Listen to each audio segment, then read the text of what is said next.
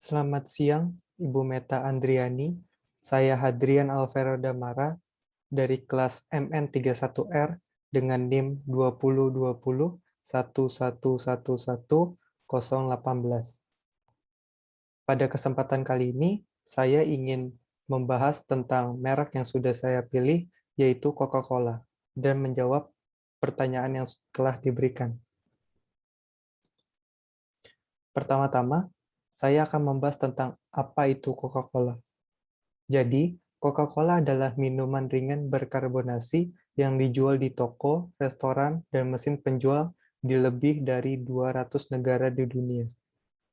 Minuman ini diproduksi oleh The Coca-Cola Company, asal Atlanta, Georgia, dan sering disebut juga COC.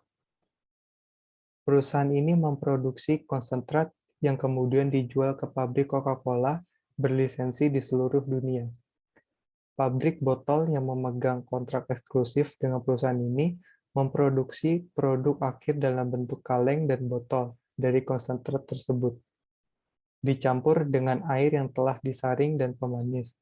Pabrik-pabrik tersebut kemudian menjual, mendistribusikan, dan memasarkan Coca-Cola ke toko-toko eceran dan mesin penjual.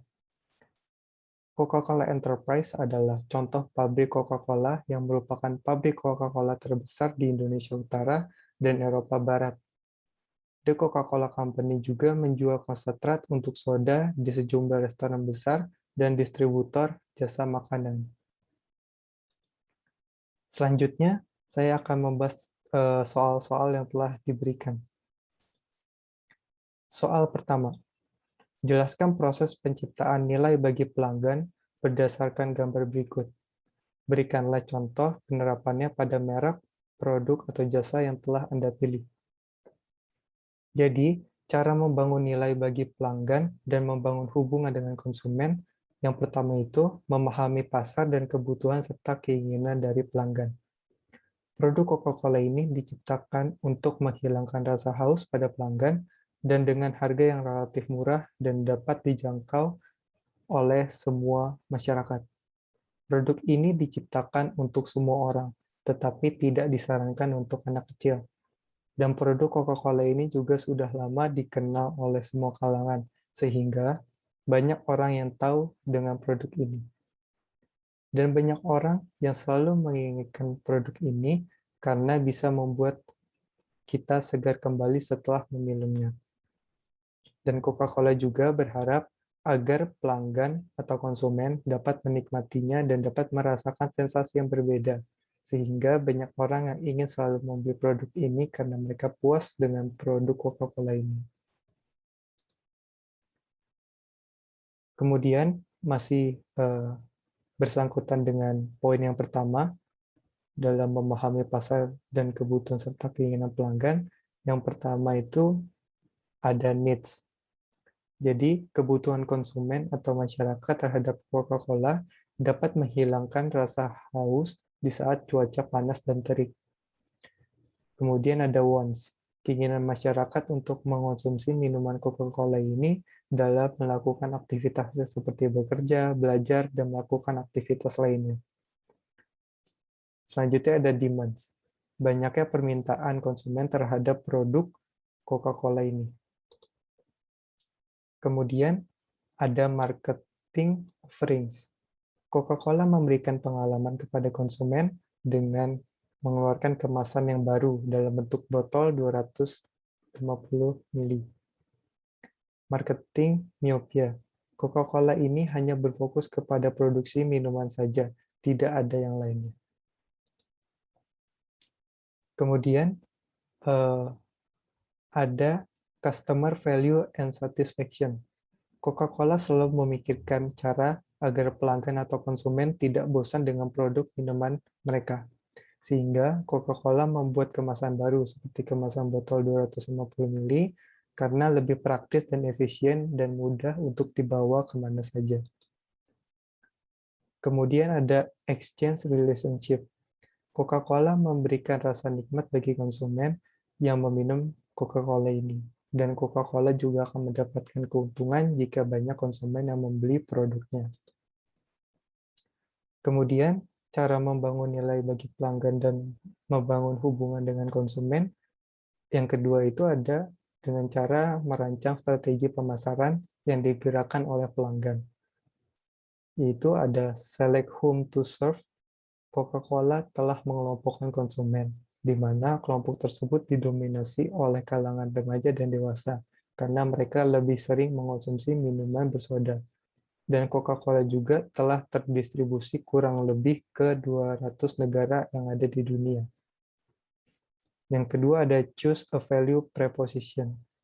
Coca-Cola merupakan minuman paling terkenal di dunia yang diciptakan oleh Coca-Cola Company. Produk ini memiliki rasa yang unik dan tidak dimiliki oleh pesaing lain, yaitu rasa dan aroma yang manis seperti mawar. Kemudian,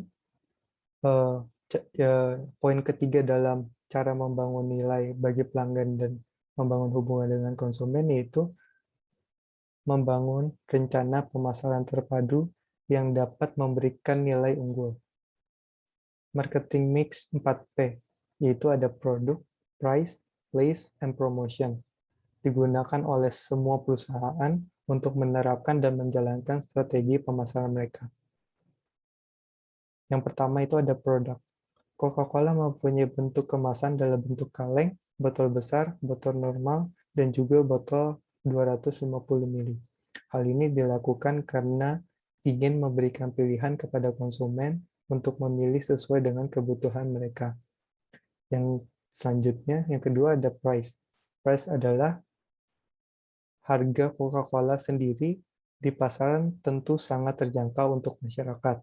Harganya relatif murah dan dapat meningkatkan keinginan konsumen untuk membeli produk ini. Yang ketiga itu ada place. Produk Coca-Cola ini dapat kita dapatkan di berbagai tempat seperti supermarket, pasar, warung, minimarket, dan berbagai tempat lainnya yang menjual minuman. Hampir di semua tempat terdapat minuman Coca-Cola. Yang keempat ada promotion. Promosi yang dilakukan oleh Coca-Cola biasanya melalui iklan yang ada di televisi, sosial media, maupun di jalan raya, seperti di billboard.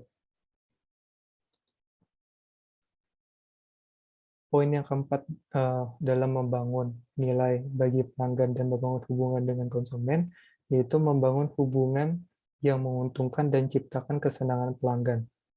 Produk Coca-Cola selalu berusaha untuk menjaga hubungan dan kepuasan dari konsumen terhadap produk ini. Dan produk Coca-Cola selalu menjaga kualitas produknya, baik dari segi rasa dan kemasan yang menarik. Hal ini dilakukan agar konsumen selalu puas terhadap produk mereka. Poin yang kelima itu ada menangkap nilai dari pelanggan untuk menciptakan keuntungan dan ekuitas pelanggan, di mana produk Coca-Cola sering menjadi sponsorship dari acara ajang olahraga. Sehingga dari hal ini, nama Coca-Cola sudah melambung tinggi dan sudah diketahui oleh banyak orang. Selanjutnya, nomor 2. Sebelum menentukan strategi pemasarannya, suatu perusahaan harus melakukan evaluasi kondisi lingkungan pemasaran yang dihadapinya.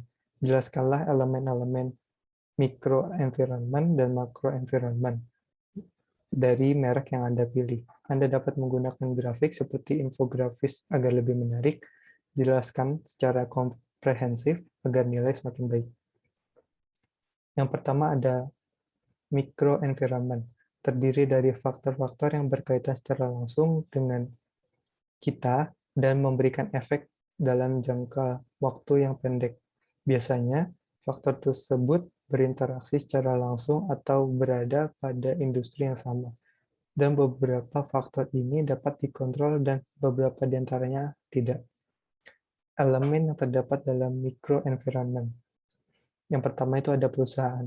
Di dalam suatu perusahaan itu sendiri, harus mengetahui siapa yang akan memimpin perusahaan itu agar berjalan dengan baik untuk mencapai tujuan yang telah dirancang, kemudian mengetahui keuangan perusahaan agar tidak terjadi rugi, selanjutnya melakukan riset dan pengembangan untuk perusahaan itu, mempertimbangkan pembelian bahan baku untuk membuat produk Coca-Cola, bertanggung jawab atas mutu kualitas produk Coca-Cola tersebut, dan juga harus melakukan pembukuan dan pencatatan. Elemen yang kedua itu ada pemasok. Selain itu, perusahaan juga harus mengetahui siapa pemasok yang baik untuk digunakan, karena hal ini juga merupakan bagian dari perusahaan yang berfungsi sebagai penyedia sumber daya yang dibutuhkan perusahaan untuk menciptakan produk Coca-Cola yang memiliki kualitas yang baik. Elemen yang ketiga itu ada perantara pemasaran. Suatu organisasi yang dapat membantu perusahaan Coca-Cola untuk melakukan pemasaran di berbagai tempat. Mereka termasuk reseller, perusahaan distribusi fisik, agen jasa pemasaran, dan perantara keuangan. Contoh perantara pemasaran ini seperti supermarket, minimarket, dan lain sebagainya. Selanjutnya, pesaing. Perusahaan Coca-Cola selalu bersaing dengan ketat dengan perusahaan Pepsi. Tetapi Coca-Cola dapat mempertahankan posisinya dengan baik. Selanjutnya ada pelanggan. Pelanggan atau konsumen menjadi salah satu kunci sukses dan kunci keberhasilan produk Coca-Cola. Karena semua bisnis dapat berjalan dengan baik dan sangat bergantung pada tingkat kepuasan pelanggan atau konsumen terhadap produk yang diberikan. Elemen selanjutnya itu ada publik. Produk Coca-Cola sudah terbukti menjadi produk yang disukai oleh banyak orang di publik. Dan sudah tidak heran jika semua orang minum Coca-Cola.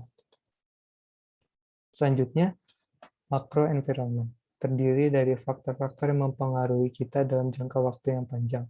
Pada umumnya, faktor ini tidak berinteraksi secara langsung dengan kita. Kebanyakan faktor ini berlingkup nasional ataupun global yang mempengaruhi industri. Lingkungan makro ini termasuk di dalamnya hukum, ekonomi seperti inflasi, dan juga teknologi seperti internet. Makro environment tidak dapat dikontrol, tapi masih dapat mempengaruhi industri kita. Elemen dari makro environment yang pertama itu ada lingkungan demografis. Dengan adanya lingkungan demografis ini, perusahaan Coca-Cola dapat melihat di mana tempat yang cocok untuk melakukan distribusi produk mereka dan dapat meningkatkan penjualan mereka. Selanjutnya ada lingkungan ekonomi. Harga Coca-Cola yang relatif murah dan terjangkau ini dapat sesuai dengan lingkungan ekonominya, dimanapun produk ini dipasarkan. Selanjutnya ada lingkungan alam. Lingkungan alam dapat berpengaruh bagi produk Coca-Cola ini karena kita dapat mengetahui apakah sumber daya di sana mencukupi untuk memproduksi produk Coca-Cola ini atau tidak. Dan juga kualitas sumber daya yang baik akan menentukan kualitas produk Coca-Cola yang baik juga. Selanjutnya ada lingkungan teknologi. Proses pembuatan produk Coca-Cola ini menggunakan suatu teknologi yang canggih, sehingga kualitas dari produk Coca-Cola ini juga tidak diragukan lagi. Lingkungan politik. Perusahaan Coca-Cola juga harus melihat bagaimana kondisi lingkungan politik di tempat di mana produk Coca-Cola ini didistribusikan dan dipasarkan. Lingkungan budaya. Minuman bersoda seperti produk Coca-Cola ini sudah menjadi kebiasaan bagi orang di kalangan remaja maupun dewasa untuk menghilangkan rasa haus. Dan juga bentuk kemasan yang kecil mudah dibawa kemana saja oleh mereka menjadi daya tarik tersendiri bagi kalangan remaja dan dewasa.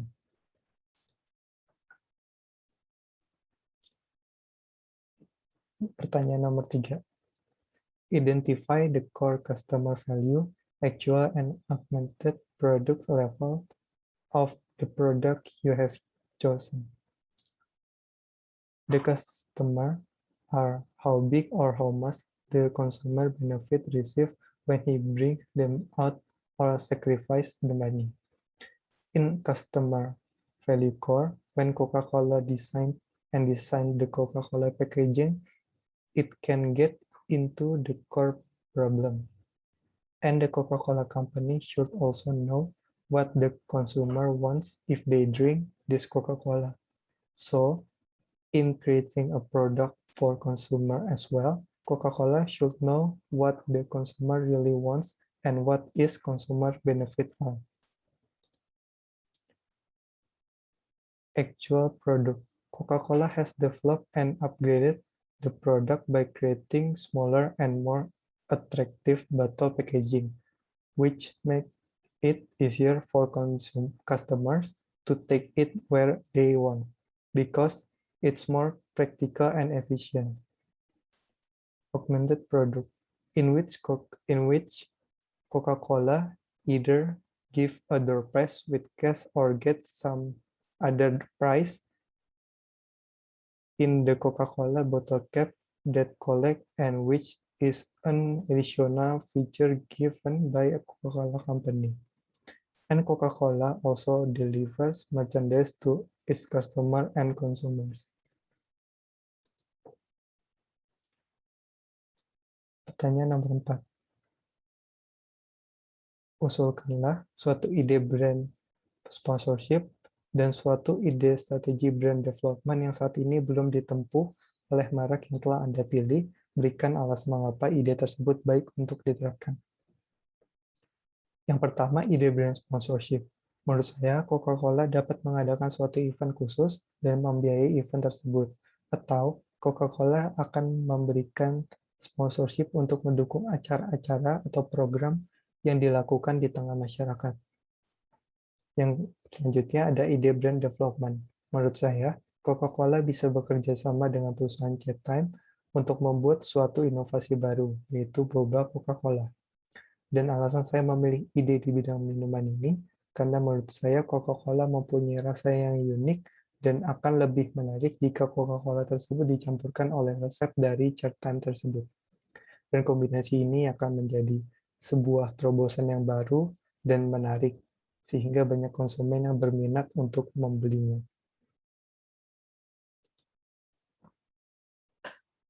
Yang kelima, pertanyaan nomor 5, pricing strategi seperti apa yang diterapkan oleh merek tersebut?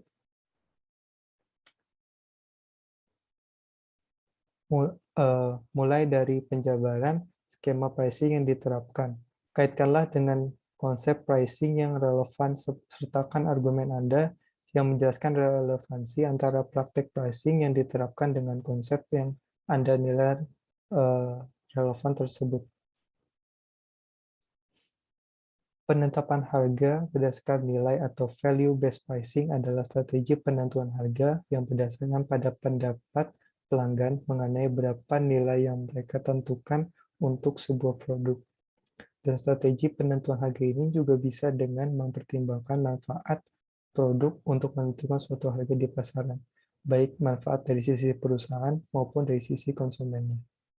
Dari penetapan harga yang dilakukan di pasaran, harga untuk produk Coca-Cola ini relatif murah dan terjangkau oleh semua kalangan.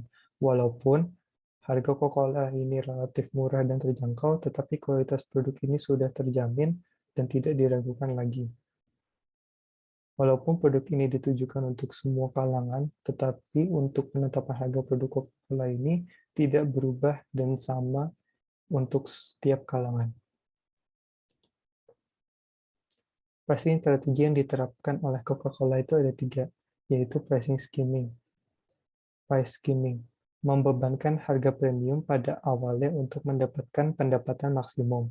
Yang kedua ada harga pasar, menetapkan harga sebagai harga pasar yang berlaku oleh pesaing. Yang ketiga itu ada penetrasi pasar, menetapkan harga terendah untuk mencapai penjualan setinggi mungkin. Dan dari 3 strategi yang diterapkan di atas, menurut saya, strategi yang paling relevan itu adalah strategi harga pasar, karena harga Coca-Cola yang relatif murah dan terjangkau membuat produk Coca-Cola ini menetapkan harga sesuai dengan harga pasaran yang berlaku. Tetapi kualitas dari produk ini sangat terjamin, baik dari rasa maupun kemasan yang menarik. Pertanyaan nomor 6. Strategi vertical marketing system seperti apakah yang saat ini diterapkan oleh merek yang Anda pilih? Berikan bukti untuk memperkuat penjelasan Anda. Jika merek tersebut belum menerapkannya, maka ajukanlah satu ide vertical marketing system yang Anda nilai cocok untuk diadopsi. Jelaskan bagaimana bentuk implementasinya. Vertical marketing system atau VMS terdiri dari produsen, pedagang besar, dan pengecer sebagai suatu kesatuan yang saling bekerja sama. Terdapat 3 jenis saluran pemasaran vertikal ini, yaitu ada korporat, administrasi, dan kontrak. Coca-Cola menerapkan VMS kontrak, yaitu perusahaan independen di tingkat produksi dan distribusi yang berbeda yang melakukan penggabungan program berdasarkan pada suatu perjanjian yang lebih menguntungkan daripada melakukannya sendiri. Jadi, produk Coca-Cola ini memasarkan dan mendistribusikan produknya melalui pihak lain yang bekerja sama dengan Coca-Cola, seperti supermarket, minimarket, dan warung. Dan mereka telah menjual produk Coca-Cola untuk dipasarkan kepada masyarakat. Dan juga Coca-Cola menjadi minuman bersoda yang cukup mendominasi pasar. Dan hal ini dapat lebih menguntungkan perusahaan Coca-Cola karena produknya dapat terdistribusi ke semua masyarakat.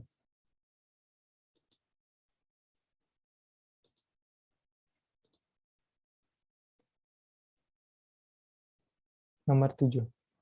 Uraikanlah disertai ilustrasi atau contoh bukti aspek promosional. Mix apa saja yang digunakan oleh merek tersebut. Tools promosi apakah yang menurut Anda yang paling efektif? Jelaskan argumentasi Anda. Yang pertama, ada advertising. Advertising atau iklan adalah presentasi atau promosi berbayar untuk sebuah barang atau jasa. Iklan merupakan salah satu alat promosi yang paling umum digunakan bisnis untuk menyampaikan informasi tentang sebuah produk serta menumbuhkan minat konsumen terhadap produk yang ditawarkan. Seiring dengan perkembangan teknologi dan internet, advertising juga bisa dilakukan secara digital dengan media digital. Bisnis dapat mengiklankan produknya dan menjangkau jutaan pelanggan secara lebih efektif dan efisien.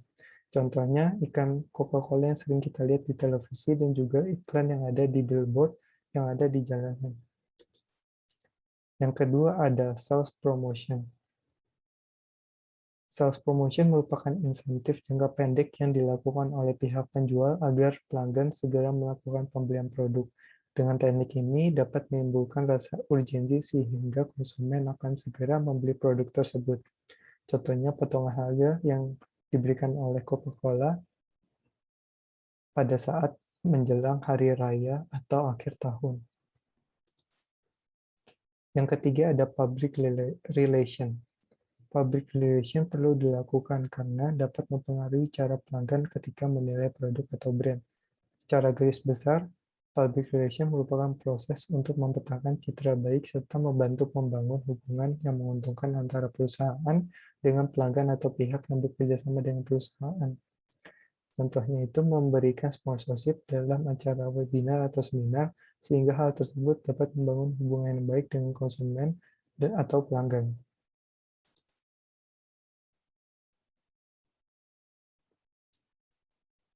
Menurut pendapat saya, promosi yang paling efektif dari semuanya adalah advertising. Karena produk Coca-Cola ini sudah banyak dikenal oleh banyak orang melalui iklan-iklan yang ada di televisi maupun di jalan seperti di billboard. Dan jika melalui promosi advertising ini sudah dilihat oleh banyak orang, sehingga banyak orang yang mengetahui tentang produk Coca-Cola ini dan banyak pelanggan atau konsumen yang tertarik sehingga ingin membelinya. Pertanyaan ke-8. Jelaskanlah secara konseptual push strategi dan pull strategi. Jelaskanlah strategi push atau pull yang diterapkan oleh merek bahasan Anda. Jelaskan argumentasi Anda. Jadi, push strategi merupakan strategi promosi yang menggunakan tangga penjual dan promosi perdagangan untuk mendorong produk lewat saluran distribusi. Produsen mempromosikan produk kepada pedagang besar kepada pengecer, dan pengecer mempromosikan kepada konsumen. Meliputi kegiatan pemasaran, terutama sales force dan promosi penjualan yang diarahkan pada saluran perantara atau intermediary untuk membujuk mereka agar mau memesan dan membawa produk untuk dipromosikan kepada end user.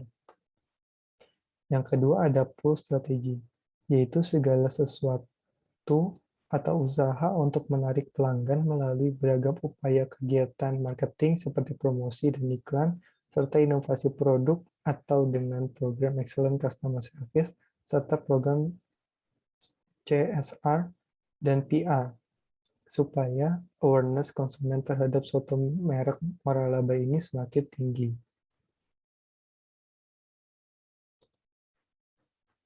Jadi, produk Coca-Cola ini menerapkan strategi push, karena di dalam pengembangan suatu produk memerlukan inovasi-inovasi agar produk tersebut dapat berkembang dan banyak diminati oleh banyak orang.